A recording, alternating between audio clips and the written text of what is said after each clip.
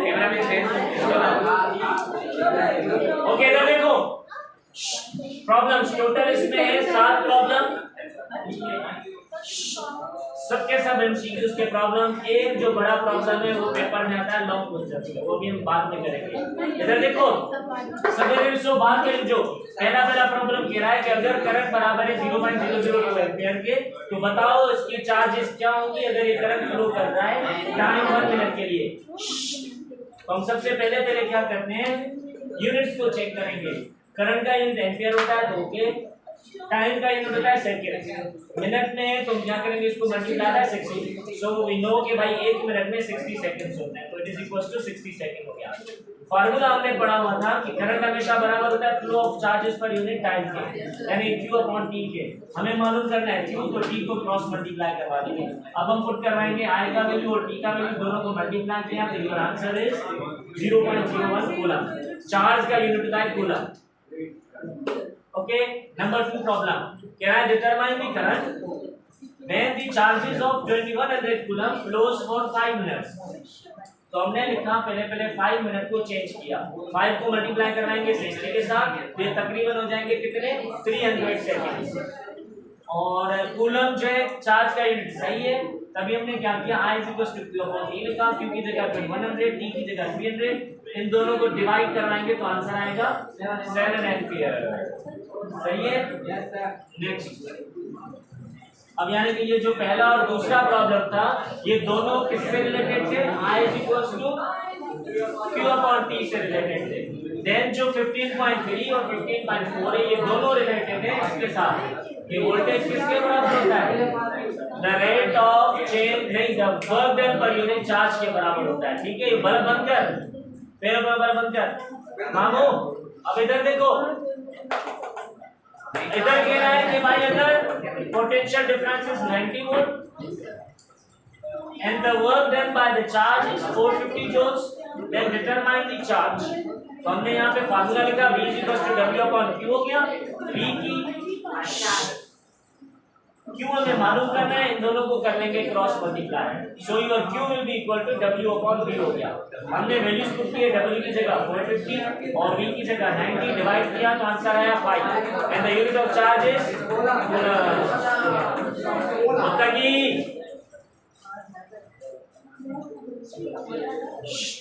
Next भी problem same ही फार्मूले पे कह रहा है कि अगर work done by the charge of 9 microcoulomb is 9 × 10⁻⁴ joules, तो what potential difference is required. तो हम यहाँ पे क्या करेंगे, पहले यूनिट्स को चेक करेंगे। जूल में तो ओके, ये माइक्रोकूलम है, माइक्रोकूलम को चेंज करने के लिए हम क्या करते हैं, मल्टीप्लाई बाय 10⁻⁻⁶ कर देते हैं। तो ये हमें मिल गया चार्ज और ये हमें मिल गया वर्क, और मालूम करना है वोल्टेज यहाँ पर पोटेंशियल डिफरेंस। फार्मूला हमें पता है कि V बराबर होता है W/Q के। हमने डायरेक्ट वैल्यूज पुट किए, कैलकुलेटर उठाएंगे और हम इसको करेंगे 100, तो योर आंसर विल बी 100। आसान है। कहां निकल आई तो अब है मेरे पास नेक्स्ट प्रॉब्लम। ये होगा हमारा ये वाला प्रॉब्लम ओम्स लॉ पे। एक ही फार्मूला आता है ओम्स लॉ का, V = IR। इससे रिलेटेड बस एक ही प्रॉब्लम है। यहाँ पे कह रहा है अगर वोल्टेज है या पोटेंशियल डिफरेंस 6 वोल्टेज का और रेजिस्टेंस हमें मालूम करनी है, अगर करंट है 20 मिली एम्पियर। तो हमने क्या किया, पहले मिली को चेंज किया। मिली बराबर होता है 10⁻³ के, तो ये क्या स्टैंडर्ड यूनिट, और हमें रेजिस्टेंस मालूम करना है। ये जितने भी मैं कन्वर्जन्स कर रहा हूँ यूनिट्स की, आप सबको यूनिट्स याद करने हैं। जब अपने ये टॉपिक्स पढ़े तब मैंने ये यूनिट्स बताए हुए हैं। तो रिमेंबर, कभी-कभी क्या होता है जल्दी में हम कन्वर्ट नहीं करते, डायरेक्ट पुट कर देते हैं, ठीक है, तो वो गलत हो जाते हैं। फार्मूला में पता है कि V बराबर होता है IR के, R मालूम करना है तो V/I हो जाएगा। वैल्यूज पुट किए, R का वैल्यू आ गया 300 और यूनिट क्या होता है ओम। अब आपकी मर्जी है, आप यहाँ तो OHM लिखें या इसकी सेकंड होती है ये वाली जो कि हमने पढ़ी थी ओम्स लॉ में। आसान है। नेक्स्ट देखो, कह रहा है कि 2 बल्ब है। इधर देखो, ये और ये सेकंड, 2 हमारे पास ये बल्ब्स हो गए। इन दोनों को मैंने वोल्टेज के साथ कनेक्ट किया हुआ है, ये मैंने वोल्टेज किया हुआ है, ठीक है।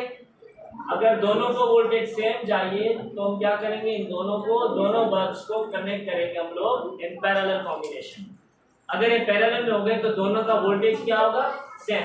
वोल्टेज हम दे रहे हैं 220 वोल्टेज, पैरेलल में तो दोनों डायरेक्टली कनेक्टेड है इस वोल्टेज के साथ। अब बताओ, कहना है कि लाजमी बात है करंट तो दोनों में क्या होगा, अलग अलग होगा।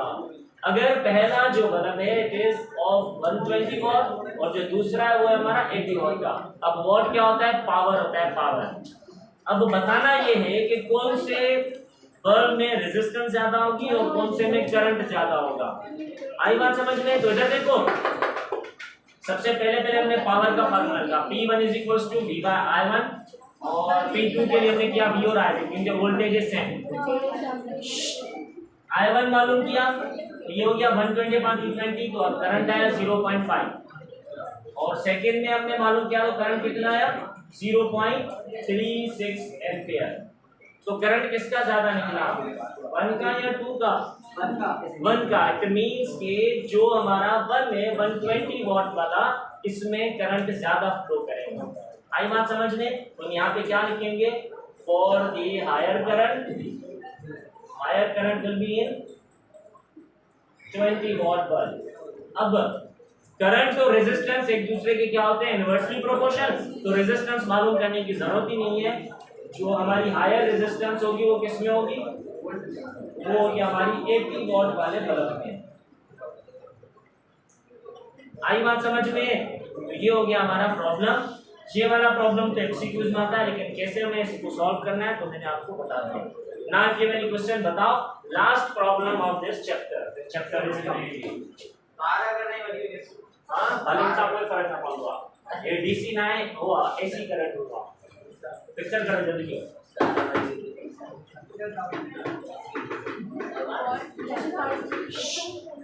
जब ऐसा एसी या डीसी करंट पड़े हो तब मैं बता रहा हूं कि डीसी करंट में लेंथ जो फर्क है, जो डीसी करंट शॉर्ट डिस्टेंसेस के ट्रैवल करता है, एसी जो कोई फर्क ना पड़ता भले इतना का तो कराची का बता बेटा। ये तो खबर होगी एसी करंट पावर हाउस में कितना हुआ पाना जाम शोले पाएंगे को अच्छे तो यही तारों के थ्रू को अच्छे तो ना ये सेटलाइट हो गया नहीं आपके प्रॉब्लम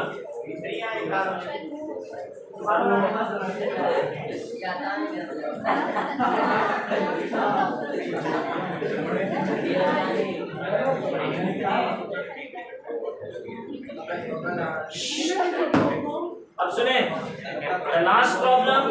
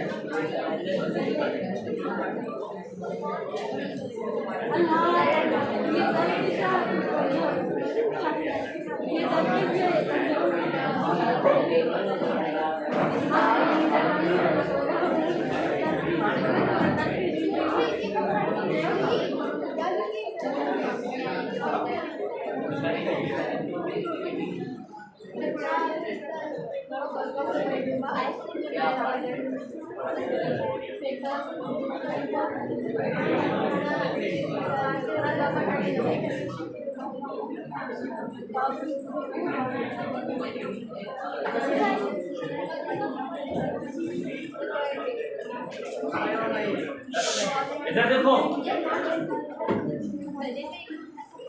प्लीज,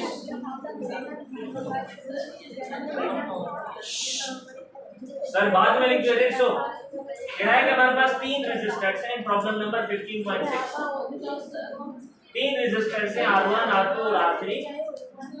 ये तीनों के तीनों पैरेलली कंबाइन है आपस में। अब हम क्या बनाएंगे, सबसे पहले पिक्चर बना लो। इधर देखो हमने 3 रेजिस्टर्स उठाए, ये R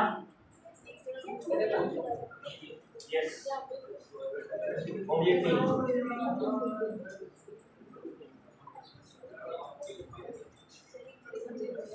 सही है। सपोज कि ये हमारा हो गया R1 4 ओम, R2 ऑफ और दिस इज R3 ऑफ 12 ओम। फिर इसको बाद में लिख दो। तीनों हमने रेजिस्टर्स को कनेक्ट कर लिया। देन हम क्या कर रहे हैं, इन तीनों रेजिस्टर्स को एक वोल्टेज के साथ कनेक्ट कर रहे हैं। जो वोल्टेज है दैट इज 6 वोल्ट है, ठीक है, ये मैंने यहाँ पे लिखा हुआ है। क्लियर है यहाँ तक। अब कह रहा है कि अब हमें पता है कि अगर ये पैरेलल में मूव करता है तो जो वोल्टेज होगा वो क्या होगा, इधर भी 6 वोल्ट होगा, इधर भी 6 वोल्ट होगा और इधर भी 6 वोल्ट होगा, क्योंकि पैरेलल कॉम्बिनेशन में वोल्टेज हमेशा सेम होता है। डिफरेंट क्या होगा, डिफरेंट होगा, इधर होगा I1, इधर होगा I2, नहीं इधर होगा I1, इधर 2 और इधर करंट, तीनों में होगा डिफरेंट। सही है। तो अब क्वेश्चन क्या कह रहा है कि सबसे पहले टोटल या इक्विवेलेंट रेजिस्टेंस मालूम करो, देन टोटल करंट मालूम करो, then current across each resistor हमें करना है मालूम। सही है। तो इधर देखो सबसे पहले अगर पैरेलल में कंबाइन होते हैं, हम यहाँ पे कर रहे हैं इसका सॉल्यूशन डेटा के बाद, अगर पैरेलल में कंबाइन होते हैं तो इक्विवेलेंट रेजिस्टेंस किसके बराबर होती है, 1/R is equals to 1/R1 plus 2 plus 1/R3 के बराबर होती है। ठीक है। तो अब हम यहाँ पे इनके अपने अपने वैल्यूज पुट करवाएंगे। ये हो जाएगा 1/4 प्लस 1/6 प्लस 1/12। अगर हम इनका एलसीएम लेंगे तो एलसीएम आएगा 12 divide by 4 3, 6 divide by 12 divide by 6 2 और यहाँ पे आ गया 1। तो ये हो जाएगा हमारा 6/12 यानी कि 1/2। 1/R बराबर है 1/2 के, रेसिप्रोकल कर लिया तो R इज इक्वल्स टू 2 ओम आ गया। अब जल्दी बताओ, जो टोटल इक्विवेलेंट रेजिस्टेंस है वो इन तीनों से कम है, तीनों से कम है ना, सबसे छोटा वैल्यू है 4, तो ये तो 4 से भी कम है। तो हमने वैसे भी पढ़ा था कि अगर इक्विवेलेंट रेजिस्टेंस पैरेलल में कंबाइन होगी तो वो क्या होती है, कम हो जाती है, अगर सीरीज में होती तो वो इंक्रीज हो जाती। इट मींस कि जो हमारी टोटल इक्विवेलेंट रेजिस्टेंस आई ये वाली, ये 6 वोल्टेज है लेकिन यह मान क्या है 2 ओम। सही है यहाँ तक। ये हो गया हमारा पहला आंसर। देन हम क्या मालूम करेंगे, देन हम टोटल करंट मालूम करेंगे कि इस सर्किट में टोटल करंट कितना है। तो now we will use, now we are going to use the, यानी कि हम सेकंड क्वेश्चन मालूम कर रहे हैं। क्या मालूम कर रहे हैं हम, और I is equals to question mark. हमें पता है ओम्स लॉ के मुताबिक V बराबर होता है किसके, IR के। अगर हमें I मालूम करना है तो that will be equal to V upon R। क्योंकि हमें टोटल मालूम करना है तो हम टोटल वाले वैल्यूज यूज करेंगे। तो यहाँ पे क्या लिखेंगे, I will be equal to V का मतलब 6 और R का मतलब 2 हम यूज करेंगे ये वाले। तो जो हमारा टोटल करंट है वो कितना हो जाएगा, 3 एम्पियर हो गया। सही है यहाँ तक। यानी कि इस सर्किट में से जब यहाँ पे ये करंट जाएगा तो ये कितना होगा, 3 एम्पियर। अब जब ये 3 एम्पियर का करंट इधर इधर इधर जाएगा तो क्या होगा, डिवाइड हो जाएगा। अब हमें क्या मालूम करने, अलग अलग करंट मालूम करने हैं तीनों में से। तो अब हम क्या करेंगे, हमें पता है, इधर देखो, अगर हमें I1 मालूम करना है तो ये बराबर होगा किसके, V अपॉन R1। सही है, क्योंकि V तो होता है सेम।